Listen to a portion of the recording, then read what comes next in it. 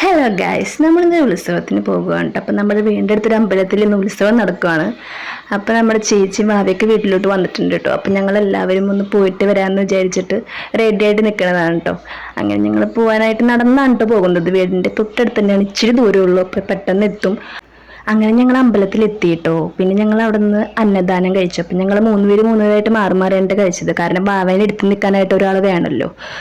അങ്ങനെ ഞങ്ങൾ ഭക്ഷണമൊക്കെ കഴിച്ചതിന് ശേഷം പിന്നെ വാവയ്ക്ക് എന്തെങ്കിലും കളിപ്പാട്ടം വാങ്ങിക്കൊടുക്കാന്ന് ചോദിച്ചിട്ട് നേരെ കളിപ്പാട്ട കടയിൽ കയറിയിട്ടോ.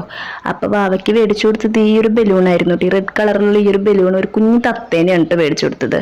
അപ്പോൾ ആൾക്കത് കിട്ടിക്കഴിഞ്ഞപ്പോൾ നല്ല ഹാപ്പി ആയിട്ടോ. പിന്നെ ഞങ്ങൾ വാവേനെയും കൊണ്ട് ചുറ്റി നടന്നു കേട്ടോ. അവിടെ ചുറ്റൊക്കെ ഒന്ന് കാണിച്ചു കൊടുക്കാന്ന് വിചാരിച്ചിട്ട് വാവേനെയും കൊണ്ട് ഫുൾ ചുറ്റൊക്കെ നടന്നു.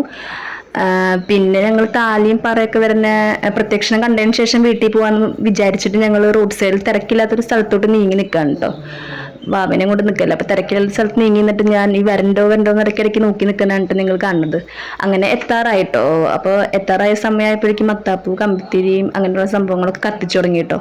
അപ്പോൾ ഏകദേശം അമ്പലത്തിലോട്ട് എത്താറായി. അപ്പോൾ കൊട്ടും മേളൊക്കെ വരുന്നതാണ് കാണുന്നത്. എല്ലാം കാണാനായിട്ട് നല്ല രസമുണ്ടായിരുന്നു കേട്ടോ. നല്ല ഭംഗിയുണ്ടായിരുന്നു.